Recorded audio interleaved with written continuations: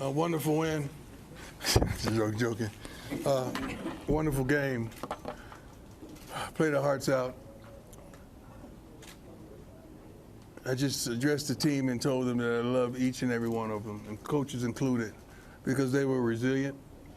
They did not give up when they had multiple opportunities to give up.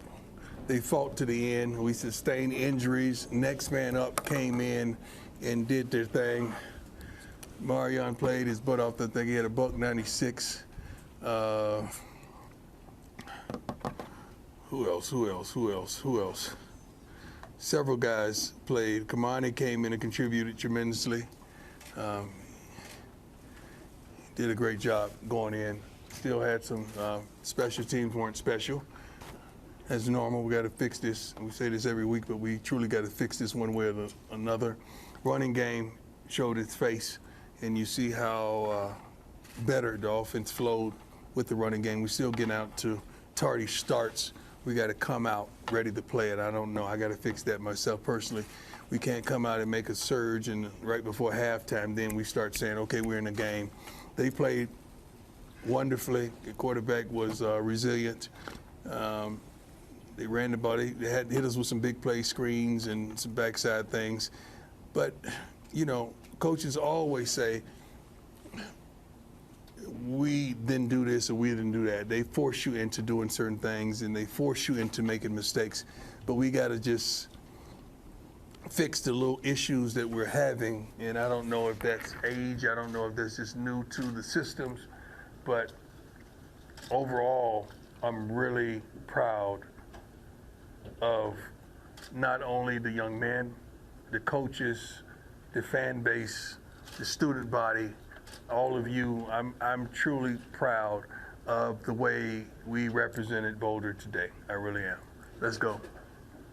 Hi, Deion. How you doing? Good. So, Deion, the throw that Shador made to Omarion in the end zone on 4th and 5, we just asked him about it, and it's just like another play. Right. Not really impressed with himself. Right. I want to ask you two things. One, when you saw that play, that's a play that is beyond an NFL play. There was no space. Right. He found some place to get it in. Where does that part of him come from? And do you remember any moments when you were raising him that he started to show that kind of acumen on the field? Well, his nickname in my phone, and most of you know this follows us, is Grown. He's very mature. Grown, Grown. He's very mature for his age. He's very confident. He don't flinch. He never gets flustered. He's the most sacked quarterback in college football, and you can tell with the way he carry himself. He's just a kid that we all knew, and a multitude of our fans know, and some of you wonderful and brilliant writers know, that if we would have got that ball last, we were going to go down and score. We knew that. We know that. Everybody in here knows that. His teammates knew that. And that's just what he brings to the table. He's unflappable.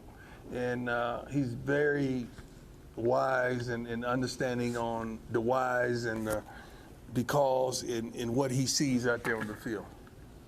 He thinks a multitude of things through, but he's a dynamic athlete and a dynamic young man.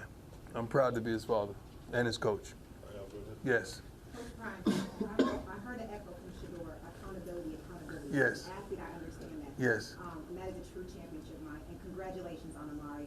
Performance was incredible. In the locker room, is that an echo among everyone, holding themselves accountable? Well, not early on, no, not whatsoever.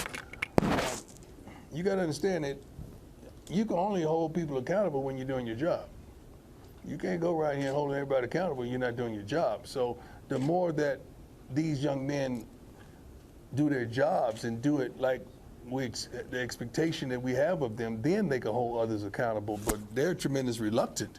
It's only a few guys on this team that consistently, you know what you're going to get week in and week out, as well as practice. So once that continues, I didn't think we was going to get that from Mario. I ain't seen that yet. No, I mean, he hadn't practiced well. That's why he hadn't played. but he was forced into action, and he showed up and showed out, and we celebrated him after the game because of how he stepped up. And now I'm pretty certain that his confidence is going to soar through the roof. So now we could really call set plays for him and really depend on him a lot more, because when he could take the pressure off Xavier and Jimmy, that, and in the running game as well, that's tremendous. But I'm proud of him. Yes, sir. Coach Brian, even in Jackson State, sometimes your team's got off to a slow start. Jackson State, where we get Jackson State from and all this going on there? All this going on, where we get that? But when you all flip the switch, it's almost like a completely different team than True. today. True. How do you all get that at the beginning of the game so that you That's game planning, that's scripting, that's going out there understanding what's at hand, and we don't need to get warmed up to do this. We got to come out smoking and ready to go. Like when we come out the locker room, we're ready. In between the kickoff and the first series or the second series, that's when we have a little lackadaisical type of effort, but that's going to have to come from the coaching staff as well as the OCs and the DCs to make sure they put us in the right situation so that we're ready to go and understand the personnel that you have out there on the field, and making sure we could call certain things that they can fulfill, so to speak. Great question. Next question's right here. Yes, sir. Ariel. Yes. So you talked about how you were really proud of this resilient team. I don't know whether or not you believe in moral victories. Your son. I don't. Your son doesn't. I don't. No, Yeah. I don't. He said he doesn't either. No. But is this, at least the second half team, is that the team that you imagined you would have when you stepped foot on this field? No. The team I imagine would play 4 solid quarters and be really physical and really tough and definitive and just make our mark and leave an impression on not only the opposing team but the coaching staff as well as our fan base. That's what we want to do. We're yet to have an identity. I challenged them all week on what's our identity. I don't know who we are. From week to week, I don't know what we're going to do. You know, from practice to practice, I do. But we got to translate that into the games. So we're still searching for our true identity. Was that close to an identity? Was that second half performance, was that close to an identity? we gave up points. We're still giving up points. We got to stop giving up those type of points and spotting teams. Yeah, you don't want to do that. We're too vulnerable. But in saying that is no excuses whatsoever. But 3 starters short in the secondary. With tremendous backup right tackle came and did a phenomenal job as well. When Savion went out, and we were praying for the big fella because he was in tears and he wanted to fight and keep it going. But I'm like, hey man, we need you for the long haul, and we're praying for Savion as well. Coach Brian, Joe Rico, Mile Sports Radio, the final word. I thought with the transfer portal, that's all I heard in the offseason, but it was nice to see the freshman class come through with some really big plays throughout the game, not only the receiver, but Cormani. You know, I've been up here for practice waiting for him, and it was really nice to see him show out. Can you talk a little bit about that? Because that's got to be a feather in your cap, you know, him taking the field and playing so well. No, I don't. There's no feather for him to take the field and play. He's supposed to take the darn field and play. We want him to be that dude. So, no, we don't give feathers whatsoever. We have an expectation of what they should be doing and accomplishing. So, but those 2 young men today, what they did, they stepped out and kind of separated themselves from their yesterday. Their yesterday was terrible. But today they came out and established themselves. We just want them to build on it, because now we will establish an expectation of the expectation that we already had for them. I'm proud of them. And with their success as well, you see young guys. I just saw a couple recruits in. They can't wait to get here in the spring and get going. I mean, so that entices them to make sure they get their schoolwork so they could graduate early so they could get here and get going. So that's the win as well. Yes, sir. Brian Howell from Daily Camera. Obviously, when you took it last week's game and then the first half of this week, like things were starting to fall off the rails a little bit. The way you guys finished, I know it's a loss. Is that important for you guys and this team to finish the way you did? Well, it's always important to finish strong. I'm sorry for cutting you off. I'm ready to go. Not home, but ready to go with it. It's always important to finish strong in whatever you endeavor to do. Why would you start if you don't want to finish right? And I've always prided myself on finishing strong, not only as a player but as a coach as well. In building our team in that aspect, we're well conditioned, we're in shape. It's not like we tire down the stretch, because usually when people tire, they start losing the thought process of, and they start blowing coverages missing assignments, offsides, and I think we did a good job in penalties. That's one thing we harp on, penalties, time possession. We won time possession today, but give me that stat on penalties. Where were we penalized? Yeah. 7 for 6. 7 for 60. What were they? 5 for 37. That can't be true. How can you only have 5 penalties? Boy, they had a couple double penalties one time. We should have took both of them. That would have helped them. Yeah. That and the pass interference on the sideline was really. Fish was like, is anything, can I help you with? I said, yeah, that pass interference on the sideline. You can help me with that. That was a big call. That was a big call, but they did a great job. Coach. Yes. Your boss, 24/7 Sports. Yes, sir. A lot of Hankerson today. Why was he standing out? He ran the ball hard. He ran good. He's been consistent every game. We try to let everyone touch it to see, how are they going. I think we had maybe 4 or 5 tailbacks that had opportunity to touch the ball today. That's a good thing because all of them want to play, because all of them deserve to play because they're really, really good. But Hankerson stood out.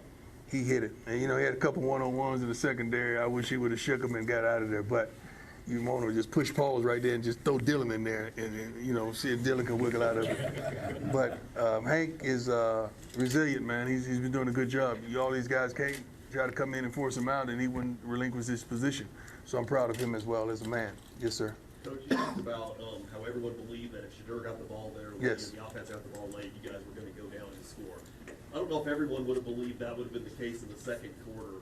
So what does a finish like you guys had do for this team's belief moving forward? It's tremendous belief-wise, but we got to believe no matter what. It can't be just because it's a quarter of the second half. We do believe in 2. Like, we do. I don't give a darn what down it is or what quarter it is or what time of day it is. We do truly believe in what he's capable of doing with this offense. We just got to make sure we keep him in the right situations and protect him. Because shoot, he's a baller. He's a now player. He's a today player that young men want to play with. Receivers are calling from all around the country, want to play with him as well. So they're encouraging him not to look down the street too far, like we all are encouraging him, because we understand what's coming. If you can't see what's coming with CU football, you've lost your mind. You're just a flat-out hater if you can't see what's going on and what's going to transpire over the next several months. Something's wrong with you. Yes, sir. So it could have been so easy for this team to feel sorry for themselves. Yes, sir. Feel folded, down 32-7, especially after what happened last week. What do you take away in terms of that light bulb moment that went off for them? And well, we challenged them tremendously at halftime to, everybody say they want the light until they get in the light. Now, when you get in the light, the thing about the light, it echoes your blemishes. So we challenged them to come out here and, I ain't got time to be trying to fire you up and give you the most dynamic speech that I could craft, intellectually, and use some true words that I have to look up in my vocabulary. And the thesaurus, how to say that word, Pastor? Thesaurus, yes. I ain't got time for that today. I just wanted to come out there. I want them to lift me up, motivate me, encourage me. Not that I needed it, but I wanted to flip the script on them because I knew what they had in them. All they had to do is believe. And regardless of the color of the uniforms on the opposing team, they just have to believe. And that's something that they're doing week in and week out. It's growing. You touched on recruits. You came from Michigan, Bryce Underwood, and Aaron Walker were here last week. You had 3 other athletes from Michigan, Cass Tech, West Bloomfield, and I can't think of it. River Rouge. What's going on in Michigan that you got to come grab on? Yeah, I guess you guys are raising dogs. Hey. Yeah, if you're raising dogs, I ain't hard to find. All right. Raising cats, I am. Hey, Hi, Coach. How you doing? Good, how are you? Excellent. CU Sports Report. What did you think of Romani McClain's performance today? From the naked eye, I think he played well. I will have to watch the film to make sure, it is what it is. So it's hard. It's hard to say now. Then you go in and watch the film and you don't know. So I want to really reserve that to watching the film. But I'm proud of him for just even stepping up to the challenge to get his butt in there and make a difference. I'm proud of him. I really am. Do you think he's been applying what you've been saying to him? You'd be a fool not to, because you're not going to play if you don't. You're going to sit right over there, probably where you sitting at, and watch. But I'm proud of the kid. I'm not going to change. So somebody's going to have to. Yes, sir. Hi, Coach. Okay. Coach Carney. How you doing? Valerie Wardlock from the Los Angeles Sentinel.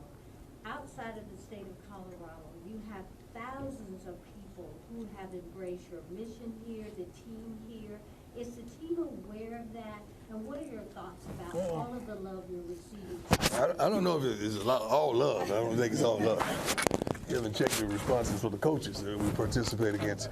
But we're excited, truly, with the attention that's warranted to this wonderful, beautiful university. I'm excited and elated to be the coach here. I'm excited to really talk about the wonderful attributes that we possess.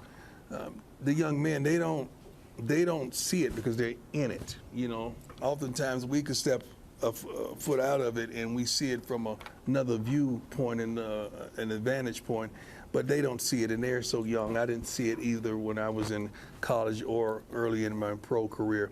But I am happy and thankful that we are a voice of hope, of just desire and want. I think that's the thing that's touching souls around the country, that, you know, that down and out person, that person that no one believes in, that person that no one desires, that person that stepped over and stepped by and stepped through and stepped past, that we represent that person, because no one wants to see what we're doing.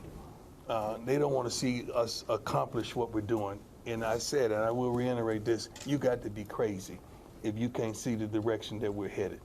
And I'm so happy and thankful to be the head coach of this wonderful university. Thank you. Coach, Dennis Dodd from Sept Sports. Yes, sir. We all know how good Caleb Williams is. If he doesn't play that way at that level today, do they win? I don't know. The kid always plays that way. No, I haven't seen him play badly. I mean, I think, you know, he had some throws that I'm sure he would have wanted back, but that kid is a flat-out baller, man. He is a difference maker. He makes them better. His thought process, even just directing traffic and putting them in the right play calls in the right situation, he does a wonderful job of checking off and just changing things and getting the ball out of his hands. It was a pleasure for me to play against them and their head coach. I mean, that was fun. That was fun for me. That really was. Probably didn't look like it from probably the shots they probably showed. I don't know what they showed, but that was fun. That was fun. All right, thanks, Coach. We good? Excuse me? That throw was fascinating. Excuse me? The throw, Shedeur. Oh, the throw. I thought you said dead roll. I think, what is that? No, Shedeur go. That throw was fascinating. We see this as fans, we're like, wow, that's incredible. You don't see throws like that. And you and Shedeur seem to think, feel like it's normal. Is there anything he does that makes you, impresses you or kind of wows you or shows you off? No, I'm his dad. Like, I have an expectation for him, and I've been seeing this, and he's been built and reared for this his whole life. I mean, you didn't believe, I believe, everybody from the previous locations that we played. I mean, the kid has always won. He's always been dominant. He's always been smart and intelligent and concise. He's always been a competitor. He's always lifted the level of competition, and he's always given us a chance to succeed in every level. So I could go on and on, but I don't want to sound like the dad, but I'm just really speaking to you as the coach. I tried my best not to speak to you as the father, but the kid can flat out play.